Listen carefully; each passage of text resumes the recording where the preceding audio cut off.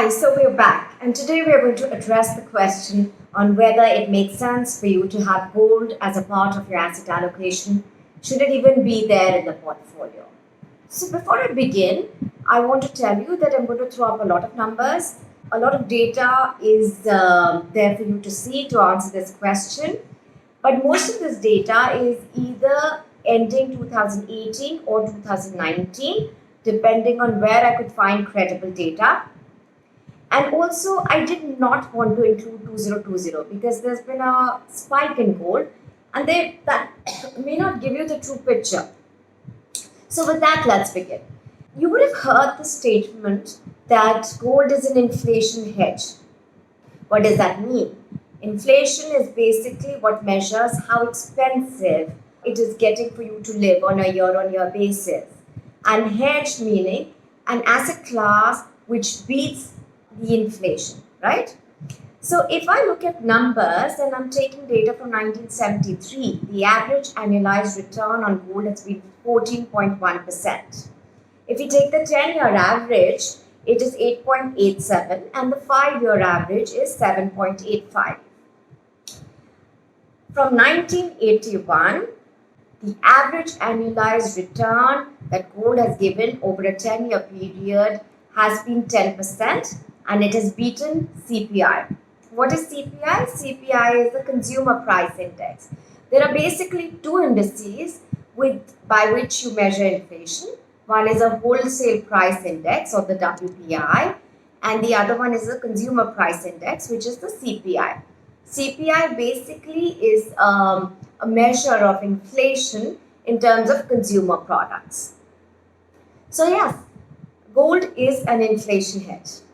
Now, the beauty about this is that every time there has been inflation beyond 6%, which is considered high, gold has actually beaten inflation even in those times. It's ended up giving you a stellar returns during the time when the inflation has been high.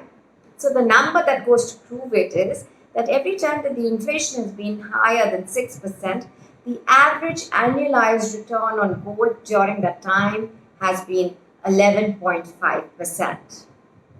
Okay, so now let's come on to point 2. Statement that I'm making is gold provides diversification to your portfolio. Okay, and here I'm going to pull up a chart. Look at this chart.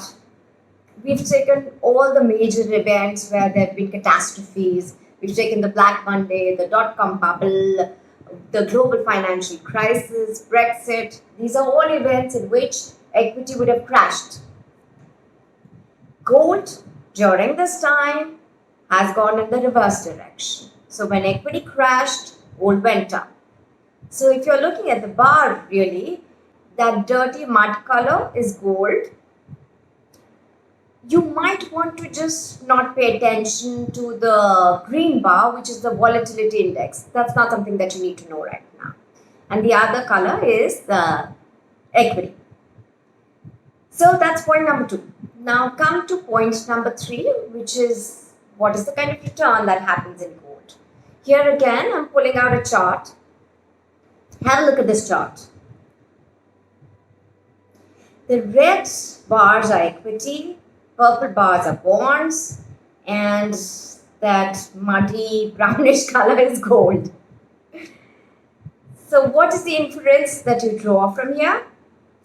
The inference that you draw from here is that gold has given you better returns than bonds, but lesser than equities. Now, there is a myth that gold, being a commodity, is more volatile. And very frankly, even I believed it to be so, but data proves otherwise. So look at this chart again. Yes, gold is more volatile than the Sensex, but less volatile than your tech stocks. So it's not that high on volatility. So you're getting decent returns at not such high volatility. And that's a reason enough for it to be in the portfolio. So let's quickly recap. Gold provides you an inflation hedge, does beautifully well when inflation is high, provides you diversification, The returns are pretty decent. They're not so volatile. So yes, you need to have gold as a part of your asset allocation. Now, I'm often asked how much. The answer that I give is between 5 to 20%.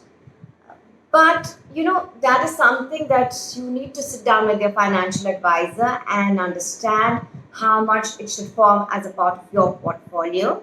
It depends on when you are entering it, what is the outlook, what is that you're hoping to achieve from that asset allocation.